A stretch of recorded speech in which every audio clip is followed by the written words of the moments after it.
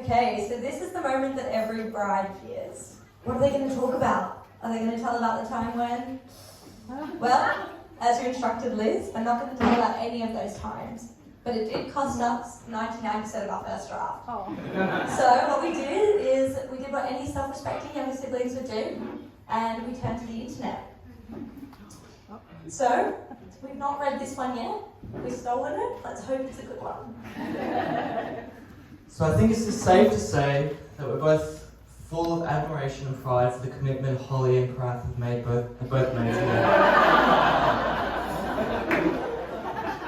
Most of us would never have thought Liz would have gone for the big white wedding. Something about her hating being the centre of attention. I think she's more the eloping style. But the truth is, she's always been the glue bringing and holding everyone together. And you can see that tonight on a larger scale, giving friends and family the excuse to have a weekend away, eat some delicious food, and come together for a boogie on the dance floor in true Liz style. So for that, we say thank you. Conscious Liz has limited us to a collective 5 minutes, and after 25 years of dealing with us, it's probably a smart move. So in an unexpected turn of events, and definitely something new to you, Liz, we've decided to go with a brief summary of what we actually like about you. So, here are the headlines. Liz is incredibly smart, but with this intelligence comes curiosity. For better, like when she moved to Germany without speaking any German. Or for worse, like when Liz and TJ attached crocodile clips in science and electrocuted themselves, they attached them to their braces. She also has a level of grit and determination unlike anyone else we know. I mean, who else did the driving test 4 times? Or practiced law for over 7 years and hating every single day of it? She's still a lawyer. She's also always had our back. Whether that was keeping Ed in line when Mum and Dad were out, literally throwing him against the door to stop him from bullying me, who knew she had it in her. She's also goofy as hell. And this is not something that everyone realises. She tends to keep this to a select group of people, namely the family. But trust me, she's probably one of the weirdest people alive. But Liz, there's no one I'd rather spend time with. Sorry, Ed. There's never a dull moment with you. Whether that's making up random songs, listening to Little Mix on repeat, random dance parties in the kitchen, or eating churros weekly during my HSE. You're always up for the weird and wonderful. And finally, you're our big sister and a typical eldest child. You're stubborn, a perfectionist, surprisingly assertive, qualities that have given us grief throughout this whole process, creating a new group chat every week and reminding us with a daily countdown. But you're also caring, generous and kind. Liz, you've paved the way for me, and knowing that you've been there before has made every step in life just that little bit easier. Throughout school, I was always known as Little Liz or Mini Chem, and it used to grind my gears. I was so frustrated by it, but now I realise just what a compliment that was. But Liz is only 50% of the equation tonight. And I'm sure, well, now everyone does know after all the speeches this evening, of the story of how Liz and Pratham met, young dumb love at Macquarie Uni's branch, and eyes met across the room. And after a 10-minute date at T2, the rest was history.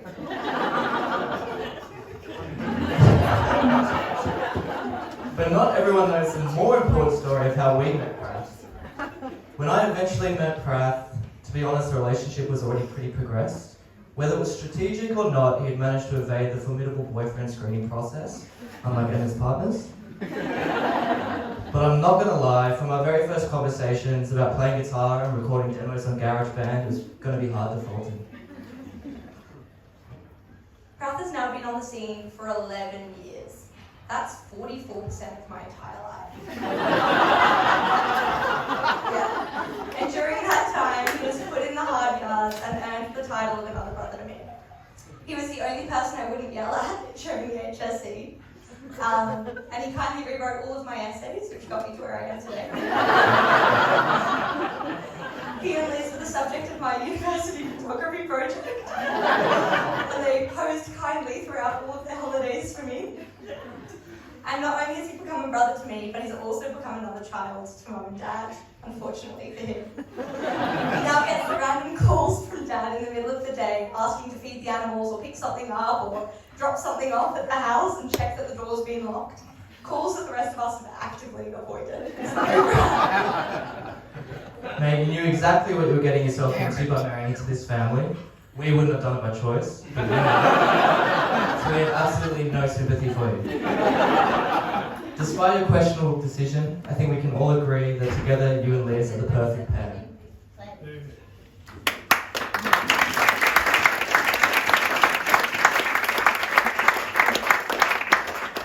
We're slightly over the 5 minutes, so bear with. But I remember Liz saying to me back in the early days of your relationship just how much she admired your kindness, intellect, humour, charisma, and ability to be an expert on literally any topic of conversation. She said something that really stuck to me one day when we were on the beach in Yamba. She turned to me and said, "I know I can never be with anyone else because everyone else would be a letdown by comparison." And that's when I knew, Prath, you were here for the long term. My greatest hope is to one day have the same kind of love that you two have for each other. The kind of love where you'd rather be with each other than anyone else. When you never run out of conversation. When you both light up when you speak about each other. Prath and Liz, together you are something really special. And I'm sure I can speak for everyone in this room to say we're just grateful to be a part of it.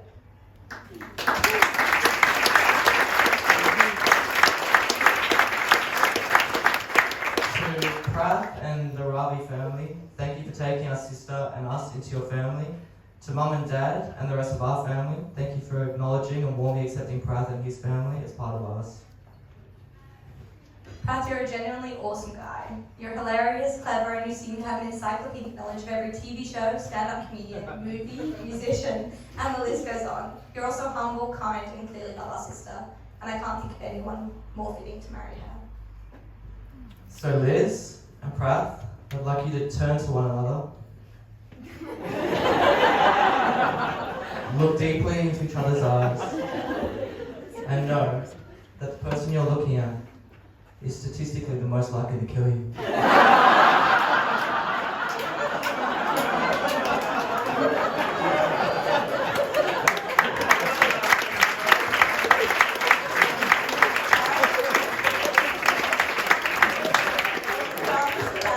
say you don't marry the person you can live with, you marry the person you can't live without. So after 11 years in the making, we'd like to propose a toast to the newlyweds and to the two things that we think will make this marriage a successful one. To Prath's sense of humour and Liz's selective hearing.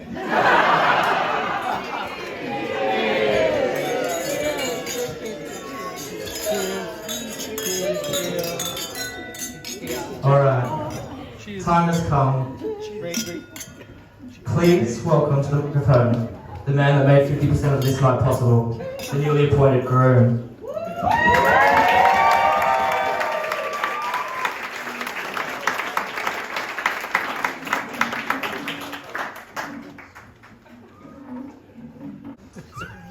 Welcome to our wallet. Wedding. I'm sorry. Wedding.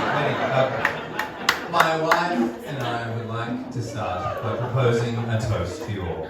Oh, sorry, that was a surprise. Proposing a toast. Only about 8 people live in Berry, and none of them are invited to this wedding. By deduction, all of you are from out of town. That means you've all had to grit your teeth in traffic, yell at other cars on the highway, or throw out an infuriatingly small bottle of water before you boarded your flight. You've all had to endure extortionate cleaning fees and booking fees, or have had to make repeated attempts at typing in the hotel's Wi-Fi password. We even put some of you in a minibus. And you did all of that to be here at our special super spreader event. And for that, Liz and I toast to you all. To everyone, thank you for coming. We'll drink tonight.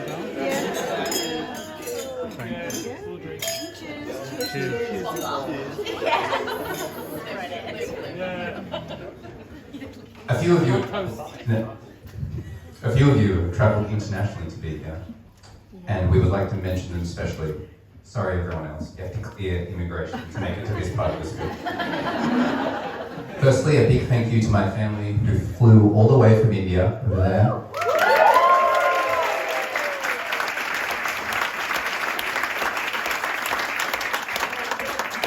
My 2 lovely grandmothers, Awa and Anama, my auntie Purnima, my cousins Priti and Sunny, their husbands Vivek and Rahul, and most importantly, Pipi's daughter Avni.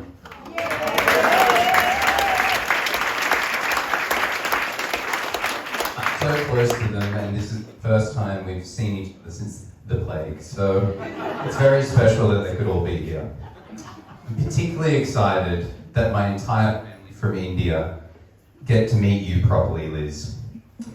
Because you're way better than the bride they arranged for me.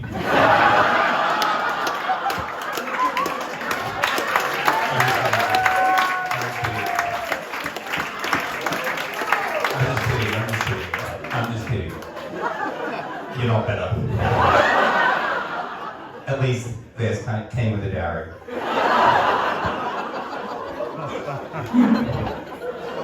Elizabeth's godmother, Alison, and her husband, Bill Summerskill, have flown all the way out from the UK. Where are they? Can you wave? Yay!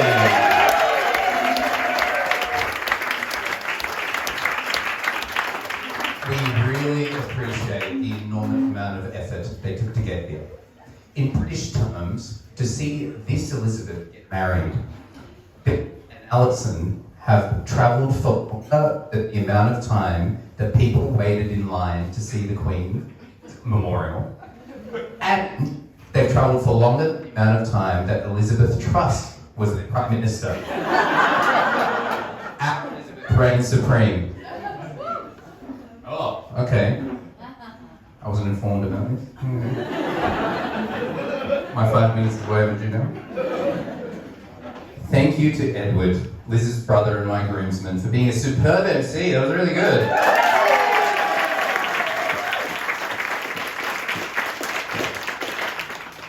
Liz and I were worried that Edward would be too busy in his day job as an investment banker to be our MC today. But when we asked him, he expressed a very high level of interest in the role. When we asked him, he expressed... I really need this to work for the punchline. When we asked him, he expressed a very high level of interest in the role. We were thrilled until we realised he meant his investment bank would be charging us very high levels of interest to have him here. He repossessed my car earlier today, so we're good on speaking fees. Thank you also to Emma, Liz's sister and lovely maid of honour. Liz wanted me to thank you personally for being so supportive and really helping her in the lead up to this day. I also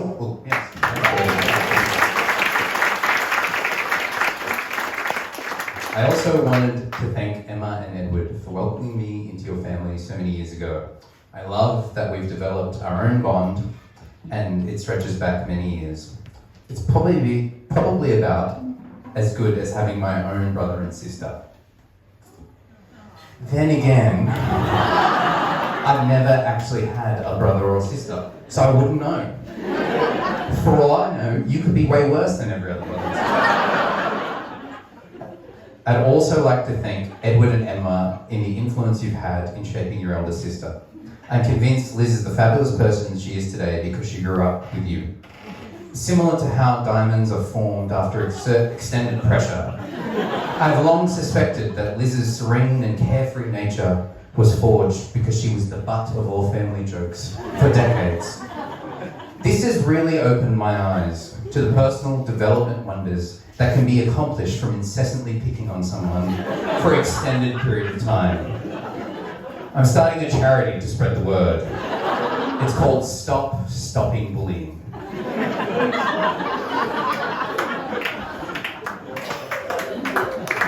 Speaking of charities, the biscuits and the bonbonnières we have for you tonight were purchased from Civic. It's a great non-profit that supports people with disabilities. The accompanying ceramic tiles were purchased from another charity of sorts. It's a real niche one that has housed and fed 3 children, 3 dogs and 2 cats for a few years. I'm talking about Stephanie, Liz's mum. Stephanie and Dale have been so helpful in putting this event together. They've been involved in everything from picking the venue to the menu. They've driven Liz around New South Wales to get to all her bridal appointments. This is a continuation of how they've always been there for Liz over her whole life. Stephanie and Dale have the most touching dedication towards their children, and this love radiates. Their children are a testament to the character of the people who've raised them. Truth be told, I was nervous to meet Stephanie and Dale at first. After all, I grew up in esoteric places like Bangalore, Townsville, and Newcastle. How could I possibly relate to Liz's family, who grew up in places as diverse as Mossman, Cremorne Point, and McMahon's Point?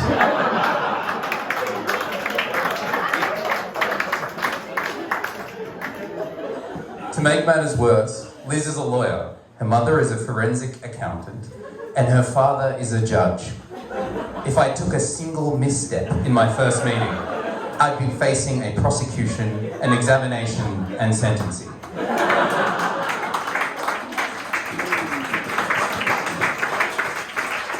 My fears were misplaced. The Kemps are warmth personified. From the get-go, I've been made to feel at home. They've whisked me away on countless road trips, family vacations, birthday parties, and extended sessions at the pub. This meant I had an extended trial, and the judgment was only handed out earlier today. I have been sentenced to life.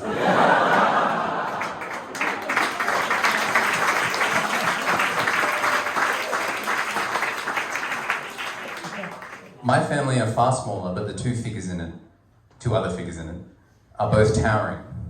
My parents remain the most inspirational people I've met. Life gave them every opportunity to be bitter and resentful, but they chose to approach each day with contagious optimism and, above all, deep compassion and kindness. They have an unmatched work ethic. My mother was a tax officer with the ATO. She has her own Indian classical dance school, and now even is somehow a sari influencer on Instagram. As you can see tonight.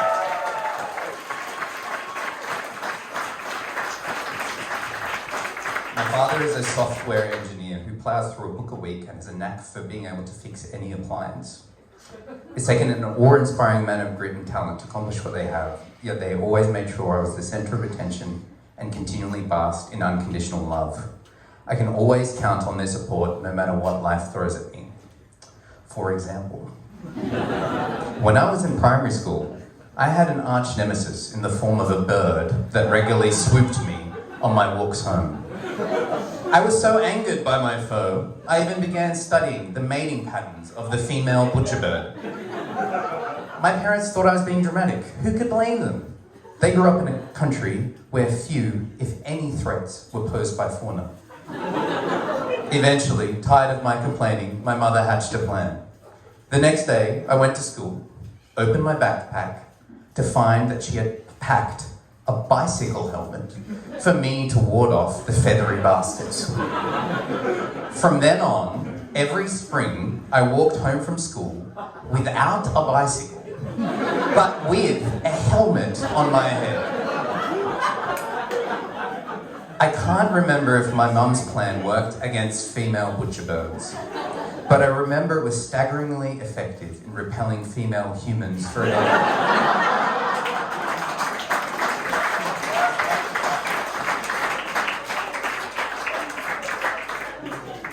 By college, I ditched the helmet, but still managed to attract this beaky numpty. And I'd like to end by toasting her. I don't want to do the usual thing of belaboring all the things I love about Liz. I need to save up that material and stretch it out over the rest of my life. I do want to thank her though. When life's skies have had a greyish hue and clouds form, I want to thank Liz for being the eternal being that reminds me that it will be sunny again. People say who you choose to marry is the most important decision you'll ever make, and Liz has made it the easiest decision I've ever had to make. She has stuck with me through thick and thin, and a few times things have gotten really thin.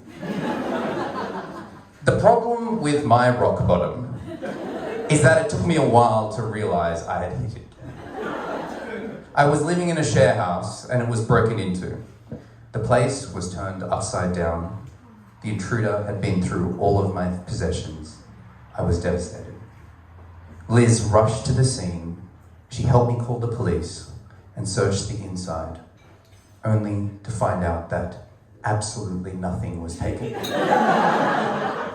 We were initially relieved, then we realised this is rock bottom. I am too poor to be burgled.